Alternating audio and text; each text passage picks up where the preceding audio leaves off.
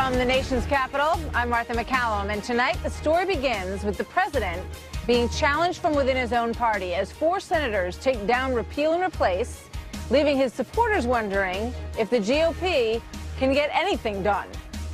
We were very disappointed by a couple of senators, Republican senators, I must say. We were very disappointed that they would take the attitude that they did. We don't know why they did it, but we are disappointed in certain so-called Republicans. So, can the president band together those so-called Republicans, which included 2 who fought him for the nomination, Ted Cruz and Rand Paul, and get everybody marching in step toward tax reform? Kellyanne Conway joins us in a moment on that, but there is still the cultural battle that has gripped the nation, one that is playing out on the fields of the NFL, but what is it rooted in? And what does it reveal about where our country is today? The president doubled down. I think it's a very important thing for the NFL to not allow people to kneel during the playing of our national anthem, to respect our country and to respect our flag. That as his critics cry racism. I don't know if Trump is racist, but I do know he definitely prefers white people to black people. If he's not racist, why do so many Americans believe that he is? That is racism. You cannot deny it. You cannot run for it. And I kneel in honor of them. So that's where we are. We've got a big lineup for you tonight. David Bossie takes us inside some of the president's thought process, perhaps on this. But first, we hear from Richard Fowler, national syndicated radio host, and Molly Hemingway, senior editor at The Federalist. Both are Fox News contributors. Welcome to both of you. So, you know, another day of the news cycle of this. The president brought it up again today and made the comments that you saw. Molly, what do you think about it? Well, it's going to be in the news cycle because it represents such a bigger issue we're having. What does it mean to be American? Do you believe in the founding principles? Do you think that we're a flawed country that can be improved, or do you think we're irredeemably corrupt? And so many people want to weigh in on this issue, and it's no surprise that it's going to be causing such big stir. Also, though, we got to see some of the first polls showing that people are largely dissatisfied with this protest movement. They're not big fans of disrespecting the flag or the anthem. Yeah, we have that poll. 64% said that they do not believe that players in the NFL should be kneeling when the national anthem is said. And I think Molly touches on something really important here, because sometimes you get caught up in the moment and who's kneeling and who's not kneeling. Richard, in your mind, what are they kneeling about? So I think that's a very interesting question, and I think a lot of times in many of these protests, if you look at the polls from the 1960s, people would argue that Martin Luther King was very unpopular then. Is this movement popular today? Absolutely, but in the 60s... we had segregation in the country. Right, we had real civil rights issues that were as clear as your face. Absolutely, but if you look at Gallup polls in the 60s, Martin Luther King was absolutely unpopular back then. But here's the thing. I think the president is a master marketer, marketing genius, and I think what he did was framing. What the NFL players aren't against troops. They're not against the flag. They're not against the national anthem. What are they against? They are against racial injustice, and they're using in a broad sense. In a broad sense, and they're using. And you believe there's a lot of that in the country? No, I think that we can all.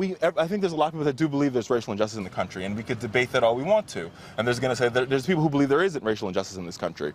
But these players and a lot of Americans, African Americans and white Americans, believe that there's racial injustice in this country. Molly, but these players. To be clear, Colin Kaepernick did say that he was protesting the flag itself. He said that when he began this protest a year ago, that he believes that the flag stands for a country that violates black people's freedom. Kaepernick. And so that's one thing. But also, you know, Martin Luther King rooted his protest in the ideas of the American founding. He said that the founders had issued a promissory note with that Declaration of Independence. So this is why that was such an ultimately successful movement. He had clear goals. He rooted it in what it means to be an American, which is very different from when you're actually just rejecting the idea of America as a country. Let's be very clear. Colin Kaepernick also gave a press conference a couple of months back where he said, I'm not against the flag.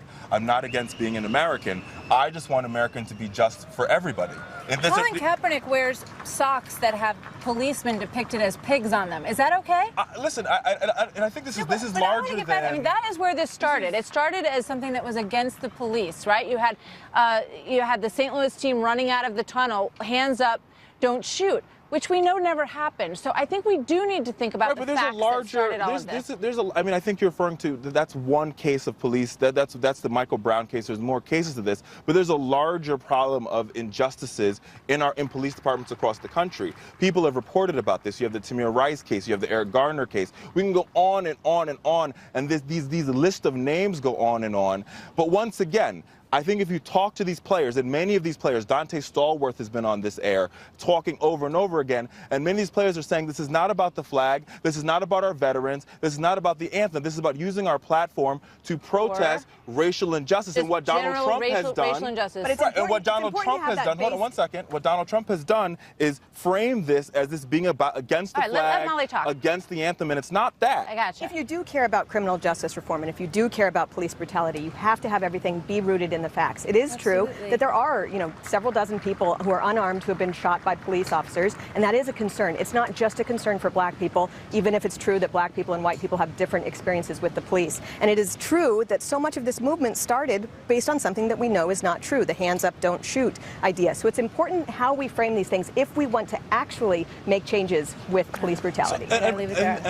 And the next point I want to say is, I mean, if you don't want them to protest by kneeling, if you don't want them to protest in the street, where do you want these individuals to protest? I mean, every time they protest, the right is saying, you can't protest here. I think the most important thing is to know, based in facts, and work on persuading everybody. Is to be very clear on what you're protesting about, because I think a lot of people watching the NFL games are a little bit unclear on it. Thank you guys. Thank you both for being here. Good to see you tonight on the rooftop. All right. So President Trump is reportedly very pleased that his feud with the NFL is dominating the headlines. Last night in a private dinner with grassroots leaders at the White House, he apparently said that he is glad that the remarks, quote, caught on and has no plans to let up. Words he echoed in the Rose Garden today. Watch this. Many people have died. Many people. Many people are so horribly injured.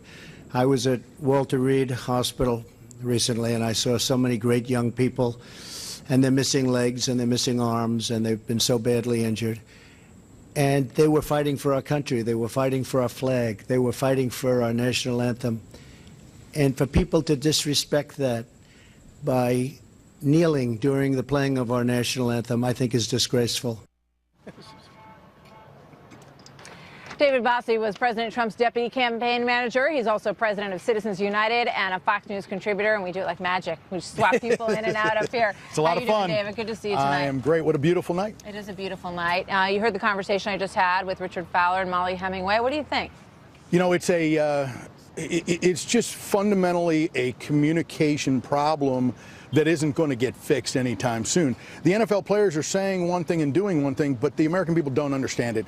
And it's because they're wrong. Offending 80%, 75% of the American people by kneeling during the national anthem, which is an attack. People take it as an attack on the flag, on our anthem, and on our... And on our, I'm okay. We just want to make sure you I'm good. That you can and our country, and that's the problem. The American people don't see or care what's going on. They just see what's going on the field in front of them. Talked about the I believe the Baltimore Ravens. Yeah, your team, in London. There's a thing in this country, is in politics, where you can say and do things here in this country, but you don't do them overseas. And the Baltimore Ravens, which I've been a 21-year season ticket holder at the Baltimore Ravens, and it was so offensive to me as a season ticket holder that the Baltimore Ravens knelt in London overseas on foreign soil. It's an outrage, and it's an offensive thing to do to all Baltimore Ravens fans and to everybody in the United States while you're overseas. Well, one of the other points that you made, David, is that the NFL has not done a great job of the standards that it keeps among its own players. Now, we all know there's a lot of really great players. I love to watch football. I'm a big fan. But, it's a question of sort of looking inward for a moment as well. The president is 100% right on this issue. He is 100% right, and I stand with him, not the men who are kneeling, wearing what I call costumes. They're not uniforms. The men and women in uniform who are serving overseas, who have given their lives, who have bled for this country, defend their rights to hold a protest. You hold a protest. Colin Kaepernick, all of them can go and rent a hall and fill it with their people. It's hard to get people. But to hold 60,000 innocent Americans hostage, to hold them hostage to your political views on any given Sunday, no matter what the issue is, because once you do it now, you can do that on any issue on any given Sunday for any reason. It's an offensive thing. They have potentially a financial problem here. Jerry Jones was, kneeling with the rest of the Cowboys last night on the field, and that's his prerogative. It certainly is. But they, have this sort of cultural idea that they're supporting amongst themselves that doesn't line up with a lot of what's going on with their fans and the people who pay for their tickets and their jerseys and everything else. Football, like a lot of things, is a marketplace. And the marketplace is going to correct this issue. And it's going to be when they have to negotiate with Fox Sports, with the other networks, to negotiate deals, and ratings are down. Instead of billions of dollars, they're going to be losing those billions of dollars. Merchandise is down. You see little boys, families burning their uniforms, their shirts, their bedspreads, that they buy merchandise. People spend their hard-earned dollars, their paychecks for the plumber and electrician to go to the football game on Sunday, for the parking, the tickets, the concessions, and the merchandise. And that is all going to go down. Viewership's going down. I got to tell you, NFL has a serious problem here today. David, thank you. Good to see you. Glad we got you in the chair in time. You're a trooper. Thank you very much. All right, coming up, breaking tonight, we are keeping a very close eye on Alabama this evening. That is where the polls are about to close. Very highly anticipated race with a lot of symbolism and some real numbers behind it. Plus this. We'll be releasing a very comprehensive, very detailed report tomorrow. And it will be a very, very powerful document. So are your taxes going up? Are your taxes going down? What's it all going to mean for you and your wallet? The details are coming out tomorrow morning. Kellyanne Conway with a preview tonight. And Education Secretary Betsy DeVos just got rid of a controversial and problematic Obama-era regulation on college campuses. This is a story that every parent and every student needs to know and understand. My exclusive interview with Betsy DeVos coming up next. The school said this isn't legalistic. This is our private investigation. And as a private investigation, you're not entitled to any of these rights.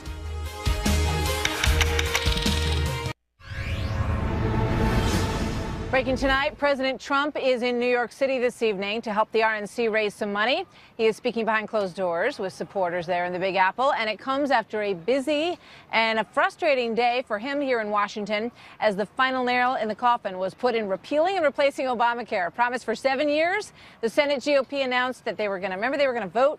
Last week they said, we're going to vote next week, but now not going to vote this week, and they will miss that September 30th deadline. Also today, President Trump met in the White House with bipartisan members of the House Ways and Means Committee. They are the folks that are hammering out the tax cut, the tax reform plan, which is going to be announced tomorrow morning in Indiana. It's time for both parties to come together and do what is right for the American people and the nation that we all love. Joining me now, Counselor to the President, Kellyanne Conway. Kellyanne, thanks for being here on the rooftop. Always good to see you. How frustrated is the President about what happened with health care? Well, we're very disappointed that the senators who made a promise to their constituents to repeal and replace Obamacare, and in fact, in many cases, voted to repeal and replace Obamacare, have failed to make good on that promise. This would have been the beginning of the end of Obamacare, and it really would have helped the millions of Americans, Martha, who don't have health insurance, who were lied to that they can keep their plan, keep their doctor, who've seen their premiums spiral out of control. In the state of Alaska, premiums have gone up by more than 200%, Arizona by more than 120%. So the data are there, and there are millions of Americans who have been relying upon this Congress to make good on their own promises. Over 7 or 8 years, we've been there 7 or 8 months. So this president remains optimistic that Obamacare can be repealed and replaced with something better and more fairer to the consumer and to a free market system. But as Senator Graham of South Carolina said today, there are 50 votes that agree with the substance, just not 50 votes that agree with the process. What happened with Ted Cruz and Rand Paul? And the president referred today to so-called Republicans. I mean, does he want Collins, for example, to be replaced in Maine? I mean, are they Republicans? I guess becomes a real question. And what do you make of Ted Cruz and Rand Paul's defections? Well, we see that these senators all ran successfully. If they are right there behind us, Martha, they ran successfully on repealing and replacing Obamacare. They're going to have to go home and explain to their constituents why this wasn't good enough. And that's going to be difficult for many of the people who just can't get health care and health insurance. Some people had the worst possible outcomes. They got the insurance card. They were told you're now, quote, covered, and yet they couldn't access it because the premiums were so prohibitively expensive. What Graham Cassidy would have done is block grant the Medicaid money to the states so that the governors and those closest to the people in need can get that money closer to the patients in need. And it also would have allowed you to use health savings accounts, which is a tremendous free market tool. An idea that's been around for to help pay for those premiums. So they're going to need to explain to their constituents why they weren't there. But this president remains ready. He is not giving up on repealing and replacing Obamacare. The other thing is 2018 is a very curious year. People focus on the elections that are happening. Something else is happening in 2018. Obamacare gets worse. There's a whole new tax. The premiums are set to skyrocket even more. And so there will be much more explaining to do for those who were not here for this vote. All right, let's talk about tax reform. Is Mitch McConnell the person to get tax reform through? Does the president still have confidence in him? We hope that the leader of the Republican Party, indeed the majority leader of the Senate, who I just saw about an hour ago over at the White House, is able to do this, to pull those members together. We feel very optimistic about tax reform, tax relief, tax cuts. We also think that some of these Democratic tax reform? Well, I think it's more than that. The reform is such a Washington word. The Trump pace, the Trump vision for tax cuts and tax relief is the first thing you've seen in 36 years, probably historically ever, that if you can repatriate the $2.8 trillion that's legally parked overseas by American companies who have been punished by having jobs here, having factories and plants here, if you can get that wealth and those jobs back here, if you can give the middle class a break in their marginal rates, get them the child care tax credit that has survived this whole process, double that exemption, so many different areas of relief in the Trump tax vision. But this also has to go through Congress. We feel optimistic that the majority leader can bring together Republicans, but we also want this to be bipartisan. We welcome those senators the 3 Democratic senators, Martha, who refused to sign Chuck Schumer's letter from a month or two ago. And the president will be in one of that senator's states, Joe Donnelly of Indiana, tomorrow. He's already been to North Dakota with Heidi Heitkamp. And Joe Manchin in West Virginia we'll look also for him refused. to work across the aisle and meet with these senators and see if he can get a bipartisan deal since it didn't work with health care? Yeah, with the president, it should have worked with health care if the Democrats had come over. I think the question of why wasn't health care reform bipartisan is not a question for Republicans. It's a question for Democrats. Why couldn't a single one of them come over and say, the people of my state deserve better than to have so many people still uninsured through Obamacare? On tax reform, we know that so many of them have business owners and small businesses and individual taxpayers and property owners in their states. They're going to be looking for that 15%, which I know the president still wants. Before I let you go, very quickly, the issue of private emails in the White House. Why was this White House not told absolutely not, no to private emails because of the huge issue it was with Hillary Clinton during the campaign? White House officials have all been briefed on the rules, and those rules are that you use your official account, and if you receive an email, if there's some type of communication on a private email, that you make a copy or you send it to your official email. And are you confident that those rules have been followed by the people who've been mentioned, Gary Cohn, Jared Kushner, and the like? We've all been told what the rules are, and we've been briefed in that regard, and that is what we all understand to be the protocol. All right. Kellyanne, thank you very much. Thank you. Good to see you as always. Thank you. So new details this evening about the brutality in North Korea. Kidnapped Otto, they tortured him, they intentionally injured him. They are not victims, they're terrorists. The parents of Otto Warmbier fighting back against claims by the rogue regime and some in the media that Kim Jong-un is somehow being spoken of in an ill-fitting way. We're going to talk about that with Mark Thiessen and Marie Harf coming up next. Plus, an exclusive interview with the Secretary of Education, Betsy DeVos, and her fight to change Obama-era guidelines on campus sexual assault cases when we come back. The notion that a school must diminish due process rights to better serve the victim only creates more victims.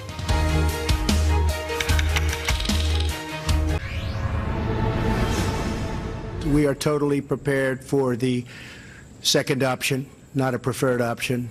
But if we take that option, it will be devastating, I can tell you that, devastating for North Korea. That's called the military option. If we have to take it, we will. So that was President Trump earlier today at the White House, making it clear that he is not backing down from the North Korea fight. And in a moving interview this morning with Otto Warmbier's parents, they revealed what they could really not talk about before, the condition that he came home in. Take a look at their words, which show the utter brutality of Kim Jong-un's regime, in contrast with the concerns by some that the president is talking too tough about the dictator he calls Rocket Man. Watch this. President Trump at the UN this week threatening to, quote, totally destroy the reclusive nation. That finger in the eye of Kim Jong-un escalating tensions so dramatically. Now we see North Korea claiming to be a victim and that the world is picking on them. And we're here to tell you North Korea is not a victim. The rhetoric has been, shall we say, not high. It's been a little low. You've had the president tweeting Kim Jong-un of North Korea, who is obviously a madman. Otto had a shaved head. He had a feeding tube coming out of his nose. He was staring blankly into space, jerking violently. He was blind. He was deaf. He's called him Rocket Man. He's called him a madman. Is this the smart approach? As we looked at him and tried to comfort him, it looked like someone had taken a pair of pliers and rearranged his bottom teeth. North Korea is not a victim. They're terrorists. They destroyed him. They purposely and intentionally injured Otto. President Trump calls Kim Jong-un Rocket Man in front of the whole world, does it on purpose, doesn't give him the respect of even using his real name, right? No parent should ever have gone through what we went through. I mean, why would you do this? And I rode in the ambulance with him because I did not want him to be alone anymore. He'd been alone for way too long. And we stayed with him and loved him as best as we could. What an incredible interview that was this morning by Otto Warmbier's loving parents who have been through hell. I mean, it's just unbelievable to listen to them talk about their son this way. And the only reason that they are going forward and doing this is because they want North Korea to be put back on the state sponsors of terror list. This is something they feel they can do at this point. And you look at all of the rhetoric in the press about North Korea and how we need to be concerned about having enough respect to use his proper name. Mark Thiessen, American Enterprise Institute scholar, Marie Harf, former State Department spokesperson, both are Fox News contributors. Welcome to both of you from D.C. this evening. Mark, let me get your thoughts on this first, based on that video and that back and forth. So, I mean, I think the idea, first of all, your heart goes out to the Warmbier family. I mean, I can't imagine what it would feel like to go into an ambulance and see your son in that condition. It's absolutely heartbreaking. And they're absolutely right. This is a terrorist regime. They were on the terrorist list for 20 years. They were taken off in 2008 by the Bush administration as part of a deal, not because they gave up their support for terror, but because they agreed to give up their nuclear weapons, which they clearly have not done. So there's no reason why they shouldn't be put on the terrorist list as part of an effort to try and resolve this peacefully by increasing the pressure on the regime. So, Marie, what would putting them back on that list do to the current escalation of tensions? Would it have any impact? Well, I think it would send a message, but, you know, it's interesting what Mark said. The state sponsor of terrorism list is really a list for countries that sponsor international terrorism. And I'm not by any means arguing that the North Korean regime isn't incredibly brutal. I think we should use every tool we have to squeeze them, to tighten the pressure. I'm not sure putting them on that list would impose new sanctions, for example. I'm not sure what it would do beyond being a symbol. And that may be a good symbol, but I think we need to be very careful about using that list and how we use it. Well, they qualify. Do they qualify? Are they supporting they do. international terrorist organizations? They built a nuclear reactor for Syria, which is a state sponsor of terror. They provide ballistic missile technology to Iran, which is a state sponsor of terror. They provide missiles to Hezbollah and to Hamas. They built a tunnel network for Hezbollah to use to launch rockets Mark, into they're Israel. Doing all those things that you they're a terrorist organization. If they're supporting Hamas and Hezbollah, if they are, then you're absolutely right. They should be on that list. I think that, you know, when the Bush administration undertook the process of taking them off of that list, I know they looked at a lot of these different issues, and I agree it was also because of the nuclear issue that they got taken off. I think that going forward, we need to look at every tool we have, and that could possibly include this list, to put more pressure on North Korea. But at the end of the day, care about international pressure. It doesn't care about getting scolded at the UN. Its brutality has continued despite all of that.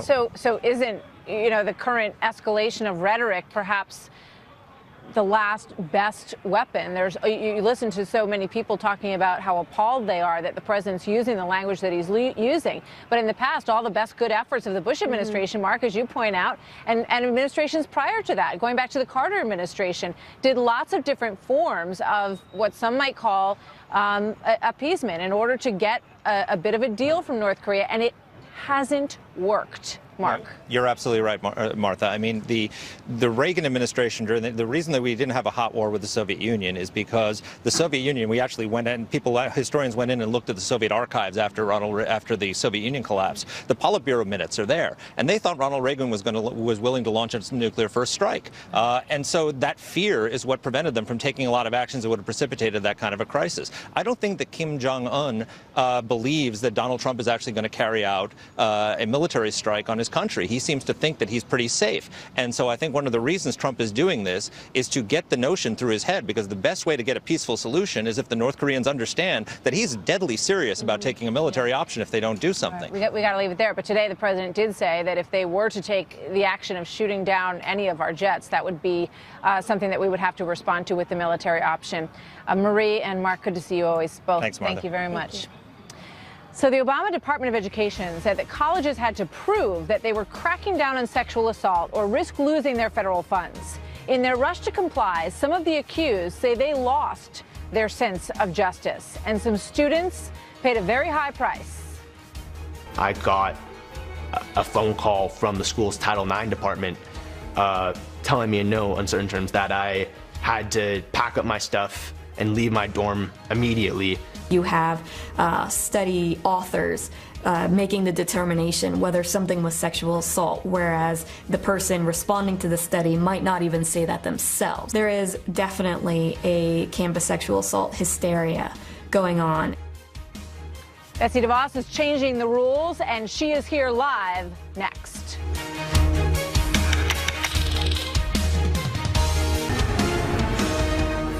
It is estimated that 1 in 5 women on college campuses has been sexually assaulted during their time there. 1 in 5. So under the Obama administration, there was a high-profile crackdown on sexual assault on campus, a scourge that we all want to prevent for students across this country. The problem was that in the rush to get the offenders off campus, those who were innocent had no fair forum to launch their defense. Panels of professors were delegated in many cases to carry out justice, and if they didn't, the school risked losing federal funds under the Obama rules. The stakes were high, and Lady Justice was blindfolded in a way that left some of the innocent shunned, kicked out of their classes and their dorms, their reputation, their education, and their dreams in tatters. I don't have any recollection of this, but when she walked in initially to, return to my room, she asked if I had any gum, and I said yes and gave her a piece of gum before we had sex. I got a phone call from the school's Title IX department telling me in no uncertain terms that I had to pack up my stuff and leave my dorm immediately, and there were officers there to escort me off campus. This 18-year-old can't have a lawyer in any of the hearings, doesn't have a Fifth Amendment right against self-incrimination, doesn't have the right to see the evidence, doesn't have the right to cross-examine his accuser or confront his accuser. And you think that, well, this is America. We have those rights. You don't have any of those rights on a college campus.